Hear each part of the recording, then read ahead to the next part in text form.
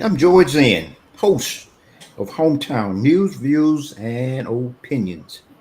News happens every minute, views are tossed around every second, but opinions should be based on facts. I encourage you to dig hard for those facts before forming an opinion.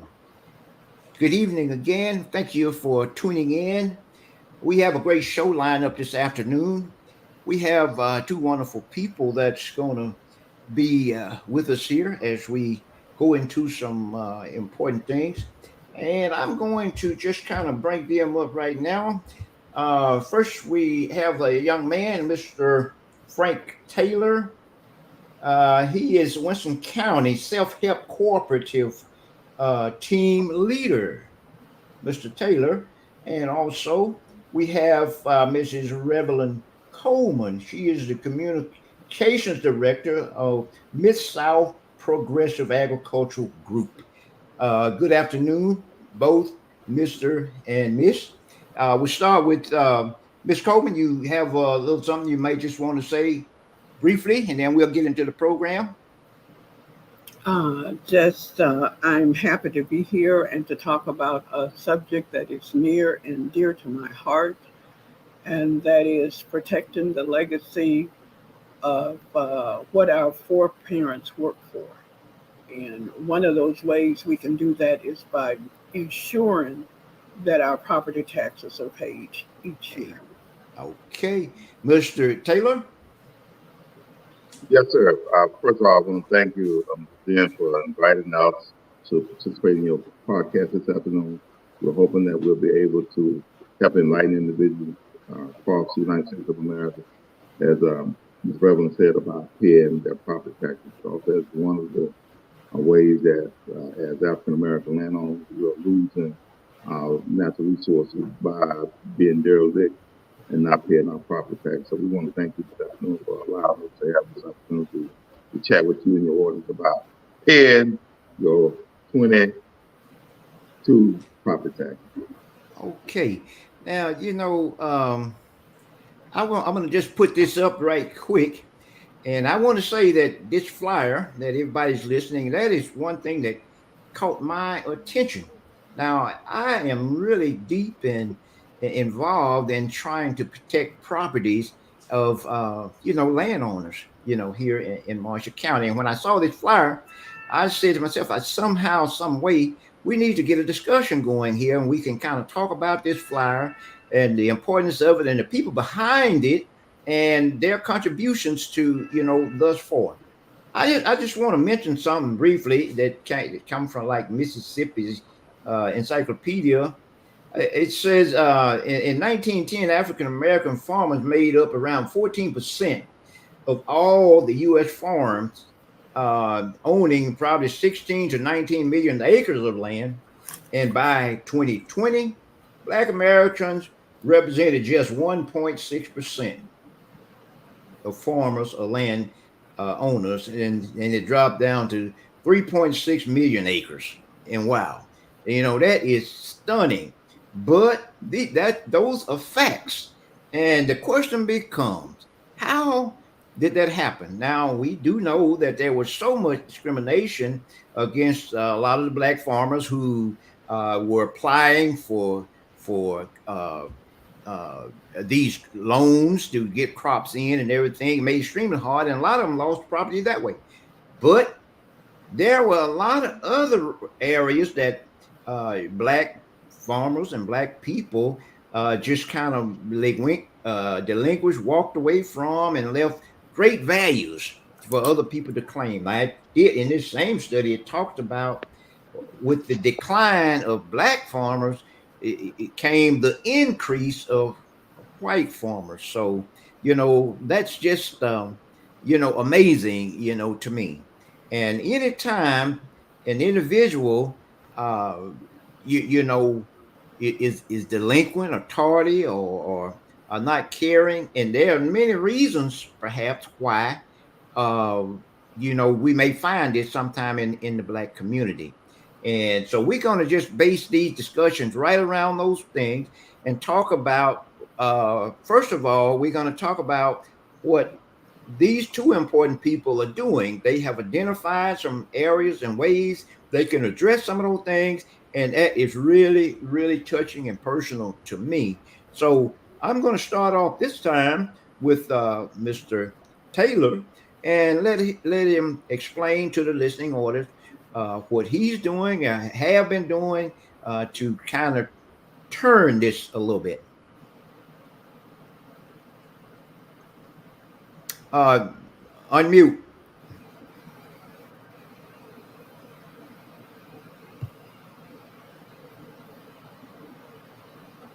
Okay.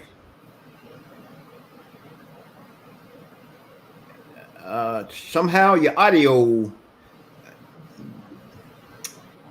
Okay. Well, with Mr. Taylor, he's having a little bit of a difficulty. We're going to move right on to Mrs. Coleman.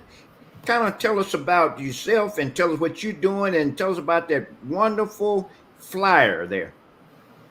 Okay, first of all, let me go back and thank you also for the opportunity to spread the word and the great opportunity this is presenting to us. My name, of course, is Revelyn Coleman, and I lived in Iowa several years and returned to Mississippi back in 1997. And somehow I got this itch to start farming. And along the way, I met a gentleman at several conferences by the name of Frank Taylor. And somehow or another, Frank and I bonded, and he was always calling for us to do some type of special project.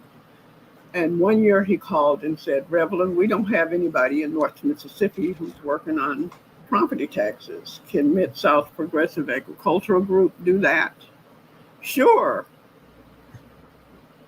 But I had no idea what everything was all about. So along the way, in a lot of our meetings, we brought in Mr. Thomas, who's the Chancery Clerk. He talked about taxes, and I kind of understood then how complex it was. He talked about the role of the supervisors. And we got to thinking, okay, so should we just do Marshall County? No, we probably should include Benton, Yellowbush, Tate, and also Panola. Mm-hmm. So in addition to Winston County Self-Help and Mid-South Progressive Agricultural Group, we have a group out of Panola County called Upward Bound, who are doing Panola County. Mid-South Progressive Agricultural Group and a couple of other individuals are trying or make every effort to contact people in those other counties.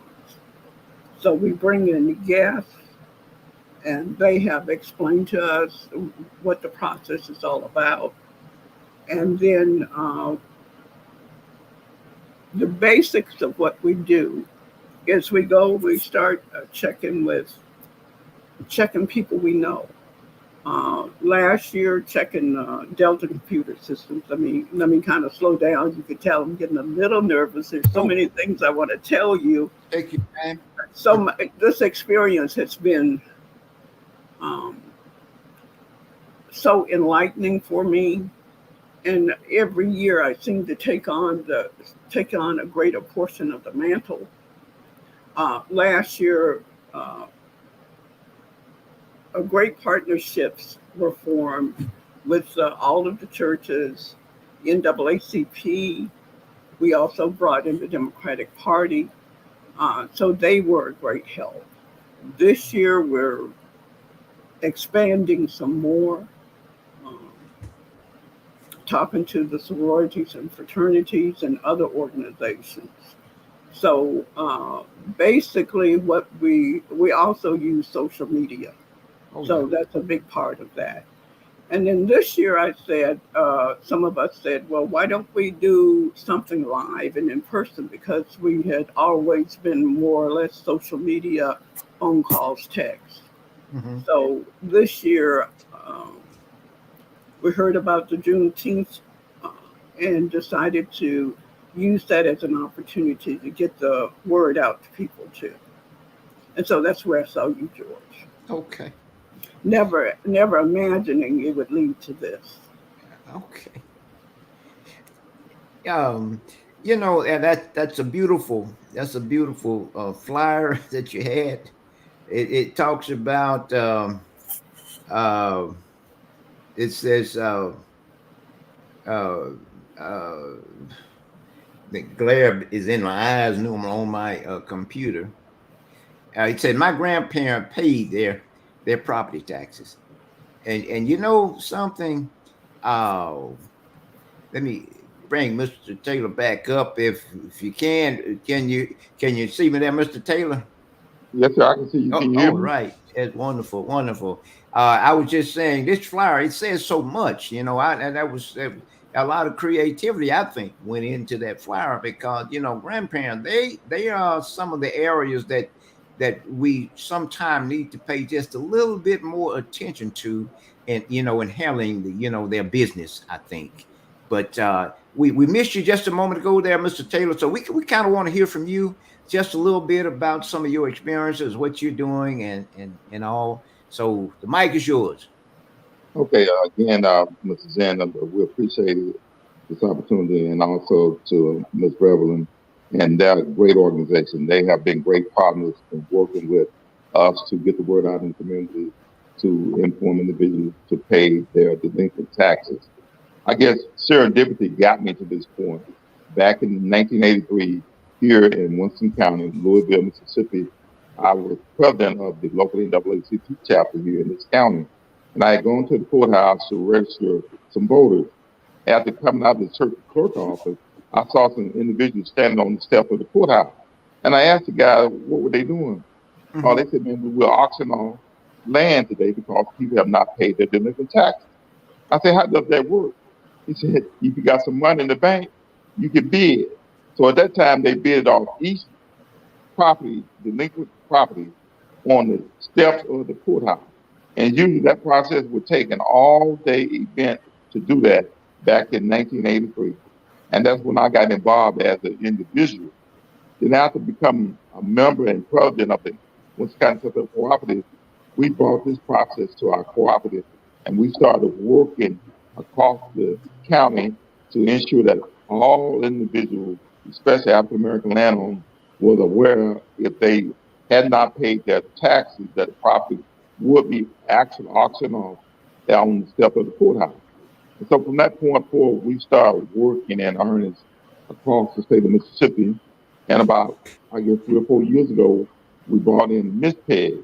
And from that point forward, they have taken the mantle and they have moved forward with due diligence to work with landowners, not only in Marshall County, but in the northwest quadrant of the state of Mississippi. And they're doing an excellent job in communicating with individuals to pay their delinquent taxes because it's so important. I don't know about any other place, but I know I'm here in Louisville, Mississippi today, and I know God is not making any more property down here in Winston County, and we need to do what we can to help people maintain the ownership of their property. Absolutely, Mr. Taylor. In your travel, your experience, um, and I'm sure you have many cases probably that you face. What would be the justification in a lot of cases for people not paying the taxes? Do you have a story?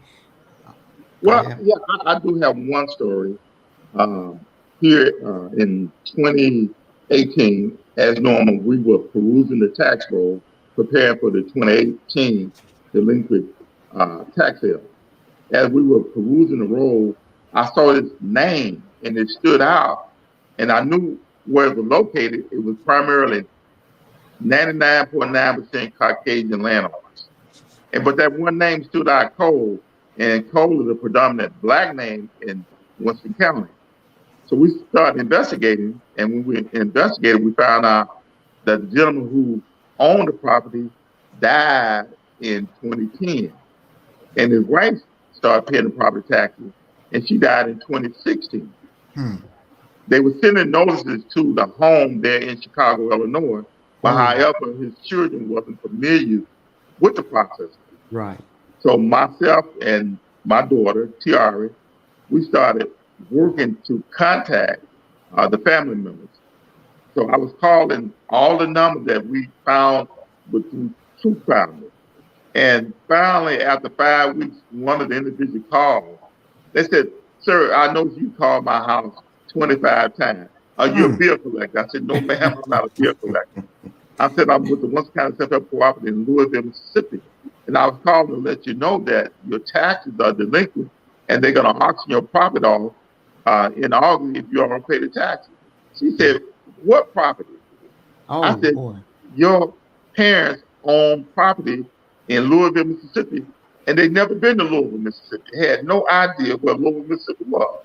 Right. And so after 2 weeks and contacting the family members and providing them with a segue with the Chancery Clerk here in Winston County, they paid the property taxes in time. And the family came to Louisville, Mississippi in January of 2019 and visited the property that they didn't know that they owned in Wow. Louisville, Mississippi. And man, I tell you, that was a great feeling to see. They brought 3 generations here to see the property, and it was all inspiring to us as a cooperative. And we knew then that our work wasn't in vain, and then we knew at that point that we need to work in earnest across the state of Mississippi to inform families that they need to pay their delinquent taxes. So, man, that's my story. And what a testimony! And I'm telling you, Mr. Taylor, there are a lot of those situations. People move away. Sometimes I think that some of our people, younger people especially, grew up on the farm. In a lot of cases, that's the first thing they want to do is get away from that farm, because that was a lot of time that was hard work for a lot of youngsters and black people in the day, and they don't look back a lot of times. And even though they have great value here, but if somebody could just, like your organization and Ms. Coleman's organization, and people perhaps like myself will have some interest that could reach out and try to steer their thoughts about the whole process. It's just it's a wonderful thing. Ms. Coleman, do you have anything along that line that you've experienced, maybe dealing with some people? Now I can say, for myself, now normally the boards of supervisors, they will be given a list of some delinquencies, and sometimes we have the opportunity to try to reach out if we can touch bases with them. But I think I mentioned this as I was on a Zoom call on Tuesday. I don't know how deep all of the supervisors go or whatever about trying to research some of those names. What I thought would be good, perhaps, if the organization, if Ms. Coleman could get some assistance, get some people with her, and maybe request those lists of delinquencies, and have a whole group of people maybe to kind of purge and go through them and see if you could touch bases with some of the people. And I have personally, reached some people, and they were quite grateful, thankful rather, that I reached out to them, because this was air property that they were not responsible for paying the tag, but still, assuming somebody else is doing it, and and going on about your business is sometimes what get a lot of people kind of caught up in those situations. I mean, and in a lot of cases, they are great value in those farms, because they were farmland, and that means that a lot of it was cleared. Even though some of it may have started to kind of grow back up after not farming it for a few years, but still great value in those farmlands. Ms. Coleman, I'm back to you. I'm sorry I kind of got in front of you there. I love you being in front. Do I have anything as similar to Frank's story? No, I don't. Mhm. But I can say that within my own family, when you have absentee landowners, sometimes they don't know what it is that they have. Mhm. And so with some of our close relatives, we had to keep emphasizing, hey, you need to pay these taxes. What if something happens? You always have somewhere to come back to. And in the last couple of years, our grand niece, or great niece, came along and saw the property, and she is even talking about she's keeping up the payments of the property taxes, and is even talking about relocating to Mississippi. And they're just impressed that our her grandparents, great grandparents, had the fortitude and the foresight uh, to go ahead and invest in land to provide a living and a home for generations to come. And just to kind of touch on that, we as individuals at times um, are remiss in telling our children what it is that they have to do, because I know I'm one of those people. My children get on me, Mom, what is it that we have to do? How often do we have to pay taxes? What can we do with the land? It's just sitting there now. And I think sometimes that may be a problem. They see vacant land, but they don't see a vision of what that land can be for them. Mm-hmm. And we have a woman in our group, Miss Green. They have a beautiful farm family operation there in Tate County. And one of the things that they always emphasize when they have family reunions, any type of business session, they keep emphasizing, y'all need to pay the taxes, you need to do this, you need to do that, to keep the heritage going. And I would say to anyone who's in the listening audience, just go through the newspaper. We encourage you to go through the newspaper. If you see anyone that you know, that you're familiar with, contact them. Sometimes it's a matter of they just forgot to pay their taxes. Sometimes it may have been an illness in the family. I recently went through that where my son is sick in Des Moines. I've got to get to him. I couldn't pay my taxes as early as I wanted to, but as soon as he got over the crisis, the taxes were paid. So I'm for sure that's a lot of that, those type of situations that could be going on where extraneous, unforeseen events occur. And so you may be delayed, but go ahead and pay those taxes just as soon as you get some extra money or can piece some money together, as they say. Yeah. Let me just say this too. There's cases where uh, there has been property that has gone to the sale, gone to land sale. Now keep in mind they normally have a land sale the last Monday of August. That's practically every year. Now, um, normally an individual has about 2 years to redeem property. Uh, and now sometimes I know it can get kind of sticky. It depends on if it go to sale and whoever that buyer is, if they ended up paid a little bit more for it, just for the piece of property to ensure that they could get it. Now you probably have to settle all of that maybe to get it back. And then I don't know. In some cases, whoever that buyer is, he may try to make a little bit more off here. But one thing about it, he'll only have what they call a, a, tax deed, on that property, and he really, I mean, yeah, that's not a real clear deed, and I think in most cases, a judge before they would, sign off a clear deed, they would probably want that owner to do everything possible to get those properties back, in my opinion. But Mr. Taylor.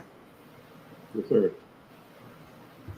Yes, sir. And I mean, that is a true fact, George, that after the third year, the individual can get a tax deed. But when you acquire that tax deed, that doesn't give you full warranty deed on that property. Absolutely. So therefore, you have to go through a process. When you sometimes they call it quiet title, but Yeah. you have to go through a process in order to ascertain to get a warranty deed. So therefore, family members still have interest, but however, you have an unwanted cousin in your property. Right. And so usually those people don't request a greater dollar value to get that tax deed purchased back to the family. Right. So that's why we work so diligently on the front end of it, so that won't happen. So what happened, George, is that people say, "Oh, I don't have to pay it this year. I will it next year." But each month, that property is being taxed with interest. And then, what if your taxes are $927? At the end of the first year, you may owe as much as $1,200. Then the second year, you may owe as much as $2,800. And to the third year, that could be $3,600. If you did pay $300, how are you going to pay $3,600 in less time than a month? Absolutely. So what we always say, George, is that we ask an individual to make this as a preference to pay your taxes, because once that individual have that tax deed, they can require as much as 100% what that property is valued in order to get that tax deed redeemed off the property. So Right. that's why it's so important. And this is like a sermon, Mr. Dean. I can hear the preacher down. I go there and say, tell it that you got to pay those property taxes.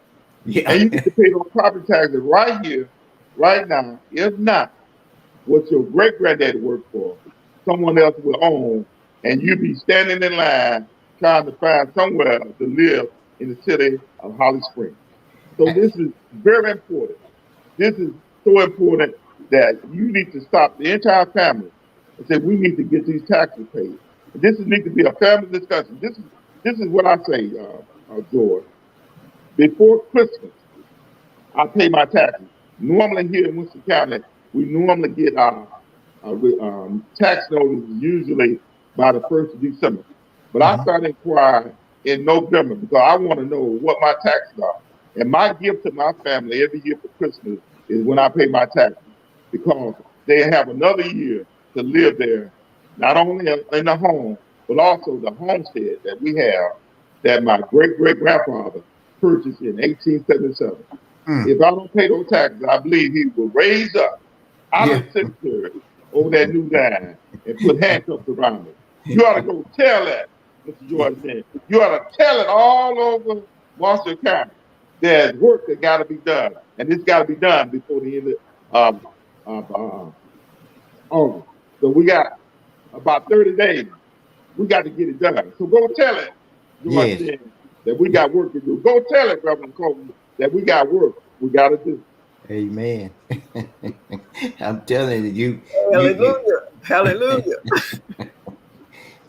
You're putting it out there. I guarantee you. Hey, and another thing, sometimes people now one other thing, sometimes if a person spouse dies, and they that spouse who was registered, and he was getting homestead exemption if it was a male. That surviving spouse needs to let the tax assessor office know, so that they can afford her that same homestead exemption. Sometimes I've seen a few cases where survivors get kind of caught up in a situation like that and go back to be assessed that full assessment and everything. So let me say that is anybody who may be listening, if you happen to lose a family member or something, just check with the tax assessor's office and make sure that you register for your homestead exemption. Don't lose that privilege, or don't even get caught up in trying to cover that year that you did not actually make that known to the tax assessor.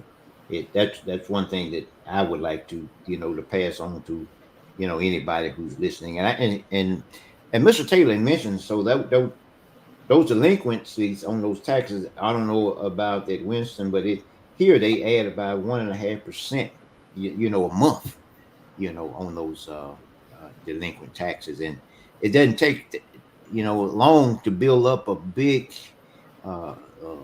bill there with you, depending on how much if you owing some hundreds of dollars, it'll eat you up before you know it.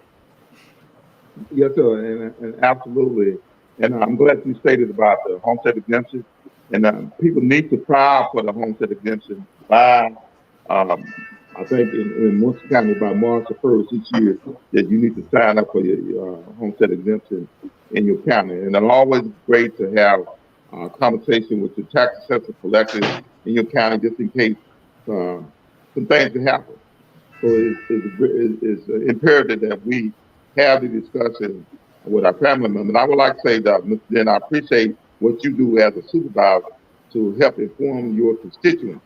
But I would say to you that you have a conversation with your tax assessor collector and your transfer clerk in Marshall County to make sure that they are reaching out to the individuals in that county. Now, I can say about our guy here in Winston County, Rusty, he does an excellent job. He's the chancellor clerk. Now, what people need to know, if your taxes, if you have not paid your delinquent taxes, you have to go over to the chancellor clerk office and pay those delinquent taxes. Because here it is, Mr. Zen is the supervisor, and they got a budget, and that budget got to continue to operate. And the way that budget operates, if we don't pay our taxes, then through the delinquent taxes, that's how they continue to have the needed resources to operate Marshall County. Right. So we all got to work collectively together to make sure that we are paying our taxes. Our schools get part of the revenue from the taxes. Perhaps the school is probably the largest recipient of the taxes there in Marshall County. So we got to think about your kids, your grandkids, your great-grandkids.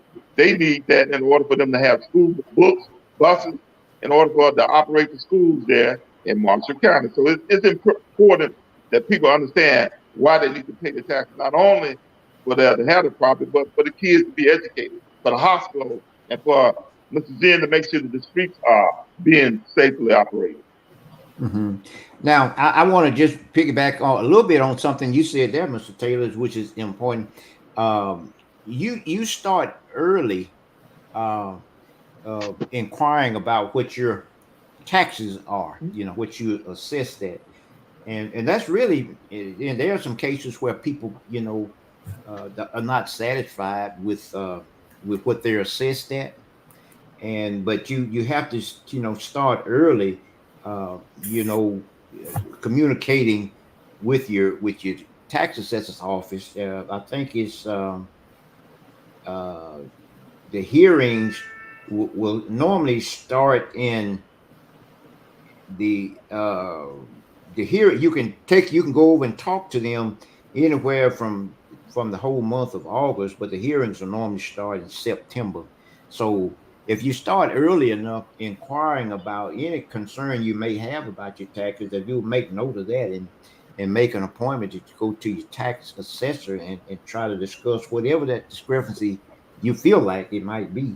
And then, if necessary, it would be appealed to the Board of Supervisors, but that would be in September. But you'd have to almost know exactly what you assessed at, before trying to deal with that.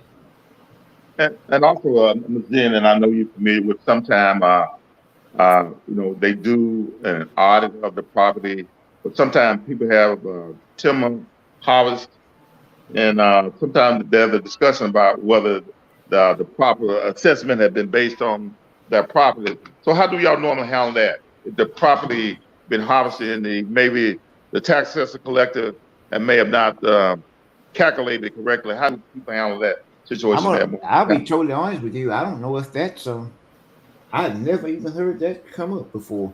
But I would say this. I think every 4 years, the state do what they call a reassessment. Right. And that throws a lot of people, for a spin there, because the value goes up based on whatever formula, I guess, that the state hands down to the assessor. So I don't know, not much I can say. That's not my department, and it's certainly not any control that I would have over it. But there are some things and that's another reason why I would say people make note of those dates that you could go in and discuss your concerns about an increase or whatever on your taxes. Don't let that be a reason for you to lose your property. I want to say that. But go ahead, Mr. Taylor. I'm listening. Yeah, well, absolutely. Every 4 years, as you said, that the state of Mississippi does a reassessment of each county. Right. And so last year was here in Winston County. So my taxes went up here in Winston County almost $700 on my Uh-huh. property here in Winston County. In Neshoba County, heck, man, they escalated up by almost 16% over the previous year in 2020.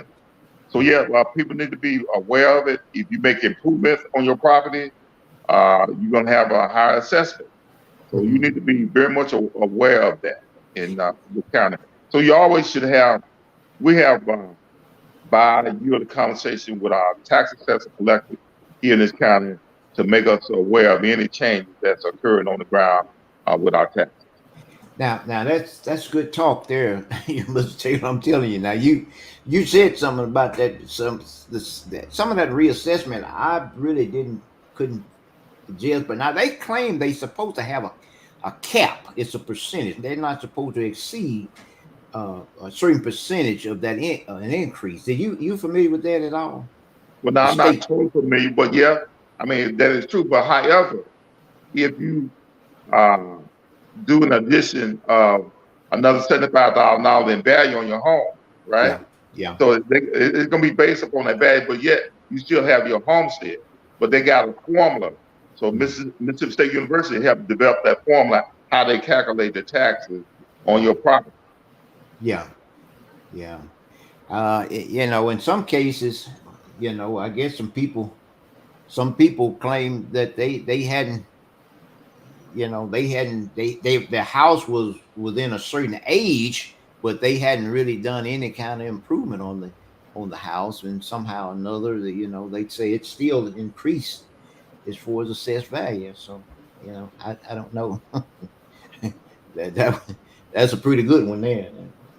Yeah, well, people will be amazed. Now think about the value of homes in Marshall County definitely escalated over this past year. So Yeah. if they had to go back and do that reassessment next year, that tax will be even higher, but they won't get that reassessment, so that won't happen until the next reassessment. Right. Yeah. Yeah. Yeah. Well, taxes. That is something that has to be paid. There's no way around it. And as Mr. Taylor was saying, it's a terrible thing, and perhaps for property or land, farmland, or been in a family that your grandfather managed and worked, and for the current day generation to just let it go, it just do not make sense. So everyone listening, please be concerned about uh, taxes. If you have aging parent, grandparent, contact them, talk with them, have a conversation with them. I know of a family. I didn't know them personally, but I know of a family who was become agent, and I think they had about 80 acres, and a portion of it, they had stopped farming, and a good portion of it was just kind of growed up in trees.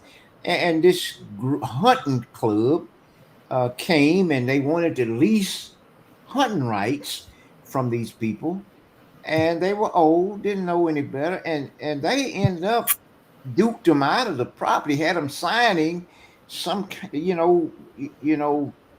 quit claim deeds to them. And I thought that's awful, and these kind of things have happened to our aging people.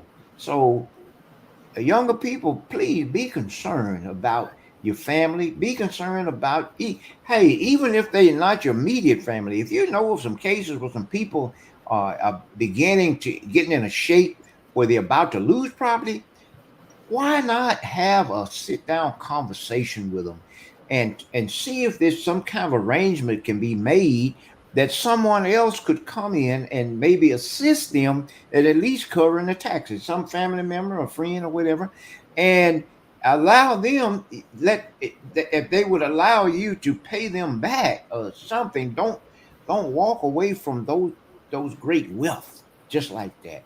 That's my word to anyone who's listening. Don't give your property away to just to for no reason.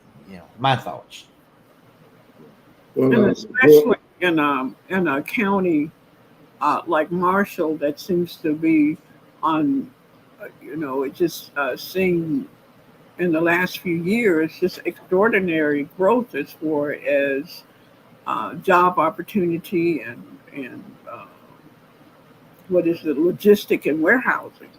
Mhm. So there's plenty of opportunity. There's plenty of money. So there really is a viable way for you to not only purchase land, but also to pay the taxes on it or whatever type of property. It doesn't necessarily have to be land. But to me, sometimes, then what's your excuse? Why aren't those property taxes being paid? Did you forget or did you choose not to? And if you chose not to, have you thought about what your foreparents went through to get that and to maintain, to retain that property for you? You have an obligation of stewardship. So if it hasn't been passed on to you, then we will gladly pass on that obligation or try to instill in you the trait of stewardship. Okay. I feel like I'm preaching. Hey, it's preaching time. yeah, well, absolutely. And Georgia, you all have a fabulous conduit there in this pit.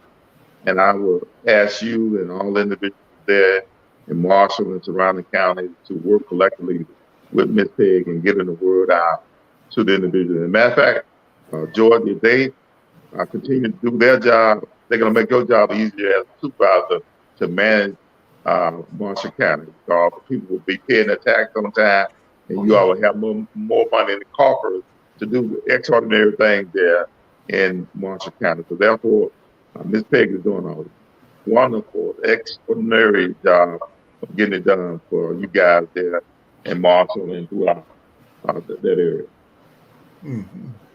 And just another thing, Frank talked about the scenario of the auctions taking place on the courthouse steps. That does not happen anymore. Right. It's Right. done through a computer system called govies.com.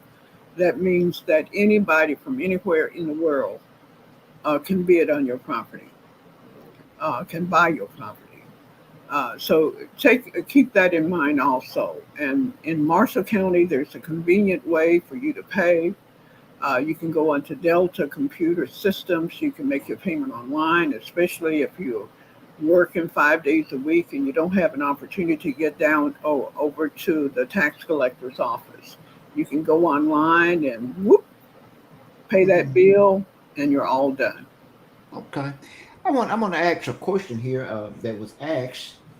Is somebody asked, is it true that in Mississippi uh, a wife is given a child's share of property when the male passes away?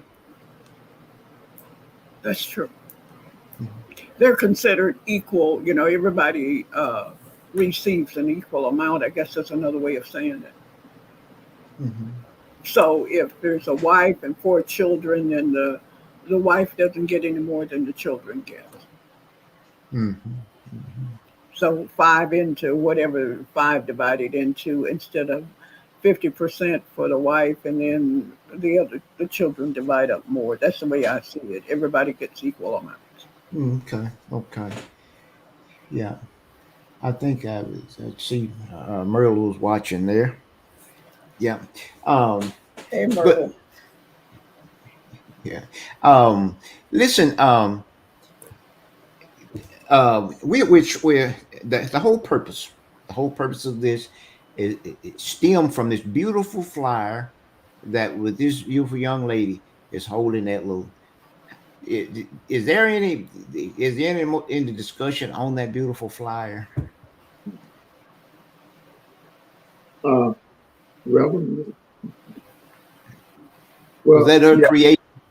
Yeah, well, I would say that is my great niece.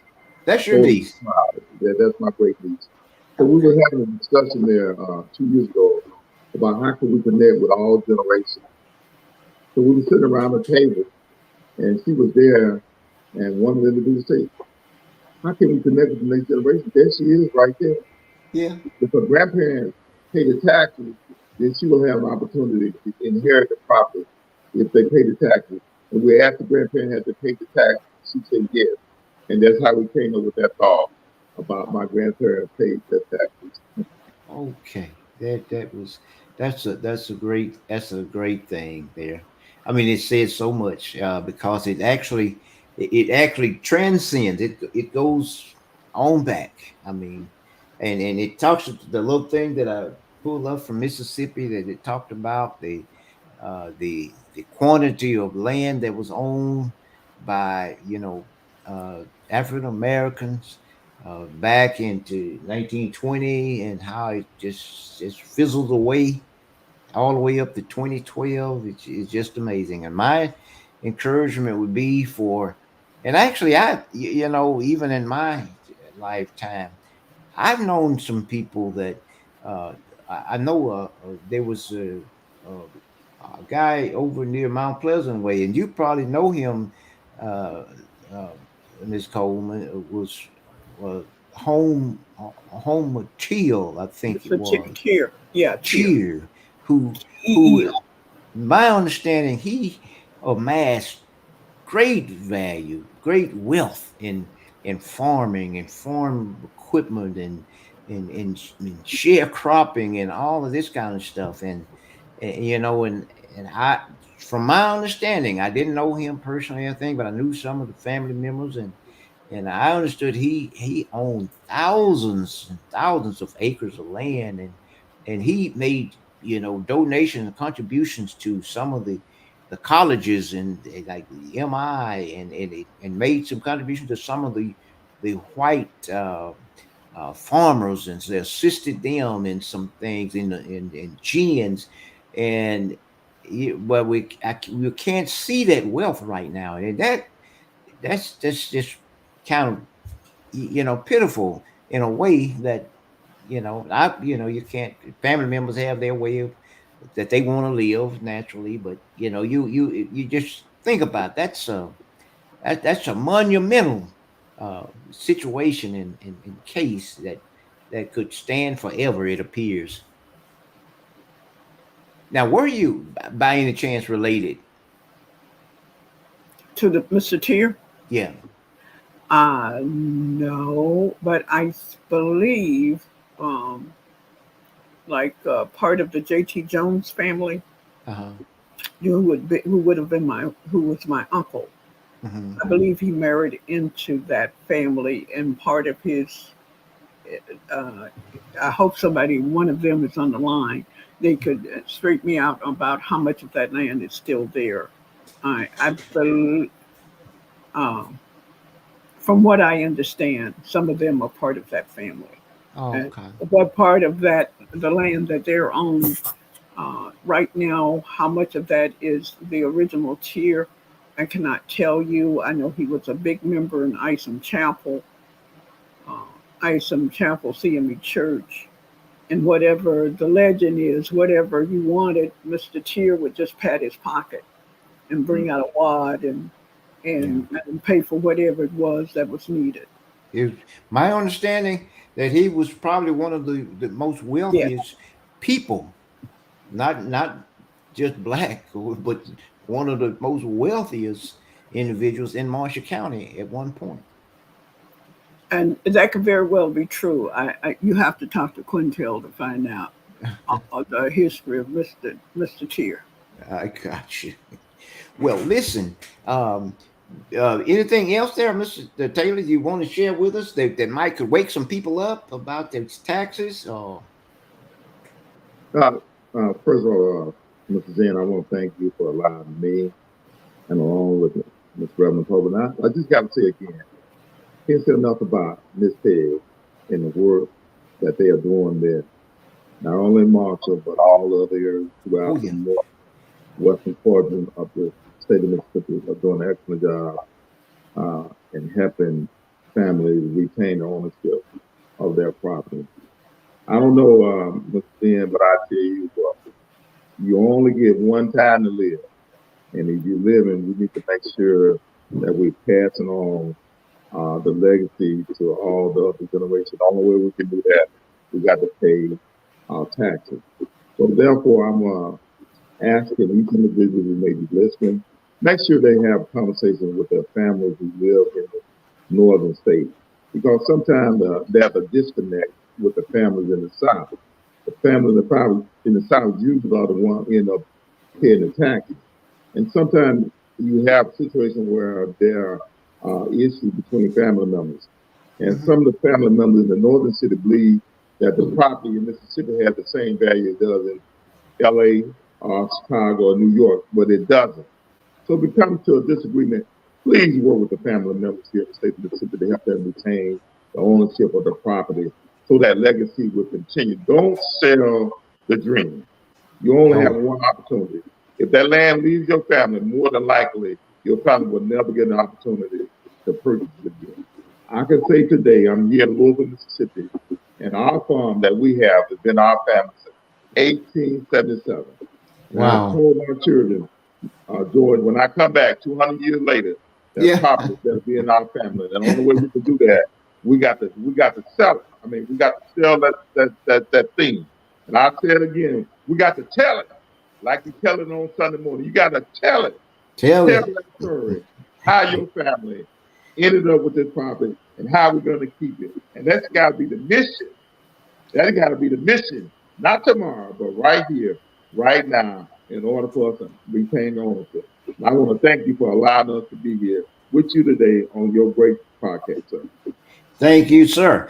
And one thing I want to say for Revelyn, she's trying to put together an association, a bigger group of people that can kind of help her do some researches. And that you indicated that when you're coming on that you're reaching out to the churches and sorority fraternities and schools and all these things. Well, would you like to share any information while you on set here, where some people can follow up, contact you, and maybe get on board with you to try to accomplish some of those things? Yes, they can reach me at 901-409-7897. But I'd also like to say we have a Mid-South Progressive Agricultural Group, our delinquent project team. Each of those members have been assigned certain who's going to contact what denomination of church, who's going to contact the sororities, the NAACP, whatever. But you can sure feel free to call me at that number. And even if you are not part of an organization, just check the newspaper. Look to see. I did a little bit of it today. Some names, my relatives, acquaintances. I went into Delta Computer Systems. If they haven't paid their taxes, then I shoot them a text or I call them. And I would encourage each and every one of you to do this because it takes more than an individual. It takes more than an individual organization. This is something we can't be selfish with. We can't have big means, little eyes, or whatever the phrase is something for our community, something to retain the wealth, like Mr. Tier had. Some of us may not accomplish that, but it'll be wealth and a gift for our families. So as I said, you can feel free to call me, 901-409-7897. And if I don't know the answer, then I know where I can get the answer. And I can call my brother, Frank Taylor, down in Winston County, Self-Help Cooperative. Revelyn, would you're talking about going into the Delta systems to pull up that data, in case someone may not have that kind of computer skills or knowledge? I mean, is it a thing where you could pull up lists and forward those lists to individuals to divide out the load of contacts? Is that possible? Or No, I don't. I I don't think I have those kind of skills. I was thinking that you said you were able to pull. You were able to go in and pull up. Well, I'll say for instance, I think of a name like Zen. Yeah. The Zens paid their taxes, and I'll go into that system, key that last name up. Oh, I see. I see. Yeah, Okay. that's what I Well, do. you know the other side of that. You may request those lists of delinquencies from the chancery clerk, and Uh, I don't know if they would have a problem, sharing those. I mean, because they share them with the boards of supervisors, and we try to reach out to those individuals that we are familiar with, but seem like if you could kind of get a list of them or request a list of them, or and if it's a case that unless it's against the law or something, I would request if there was a committee prepared to receive them and work them, that that it would be shared with you or something. What's your well, thoughts? my thought is that we have requested that from Mr. Thomas, and according to him, because of the reams of paper Okay. involved, then they would have to charge us some princely sum. Oh, so they Those mention a sum amount. uh, quite a bit for us. Now he did say we could, maybe we could talk to the supervisors. I don't quote me directly. I can't quote him directly, but he did indicate that was something that that the Chancery Clerk's office gives to the supervisors, and the Right. supervisors are the ones he or that office depends upon to get the word out. Um, Mm-hmm. but of course, he was encouraged that we were also picking up the mantle too. Okay. Now here's and in all honesty, I believe that the supervisors will contact who they know. I believe they will. But at the same time, I feel there are a lot of other names on there that they probably can't identify it with, and then never put forth necessary effort to reach them. And but maybe it's like this, maybe if the supervisor would release their sheet to you, to your group, after they glance over somebody in particular that they might know and want to contact, and then they could turn the balance of it over to a group like yours to really do some real hardcore efforts to reach out. Just a thought. Now, I don't know. I don't have a problem with that. You know, and I would take it to my team members, and I'm for Okay. sure they would jump on it. And we, amazingly, I was able to recruit new people for the team, and I'm for sure we could keep on recruiting because this is Okay. a worthwhile effort. If Great. Great. we did, as I said, we did request that our first year into this, and we're told because of the amount of paper involved. Okay. Okay. Okay. Well, let's But, have. It let, could be that we would have to pay for it. I should say it that way. We would well, have to. let me put a plug in for folks down here in Winston County. We have worked the process with our attorney clerk. Then he's been so level that he have worked with us to ensure that we get access to that. And I think we have the working relationship with our board of supervisors. So, Mr. Dan, that may be something that you might want to propose to your fellow board members, have a conversation with the chancery clerk, and I think that'd be something to work out because this is a benefit to the county. These individuals are working to ensure that people pay their taxes because taxes will operate Marshall County. If you don't have the tax base, then Marshall County could operate efficiently.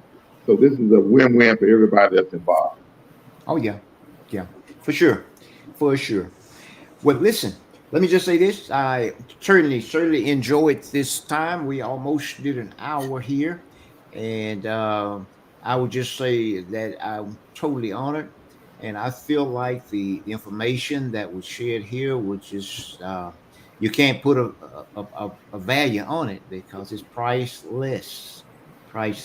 So, Mr. Taylor, thank you so much for coming and sharing with us. And at the same time, let me say that I want to give you my condolences.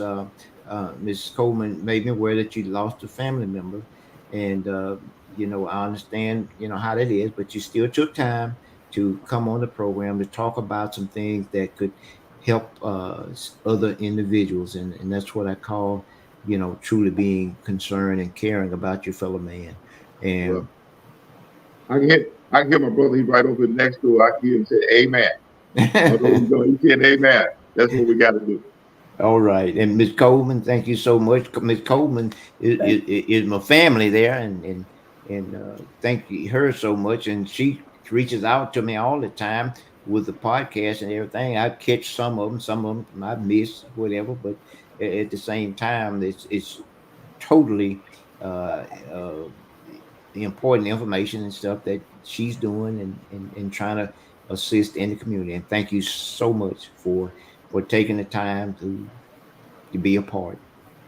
And I'm humbled to have been a part of this great podcast. Thank you. Okay. Thank you so much, both of y'all. At this time, that will, conclude our podcast for this afternoon.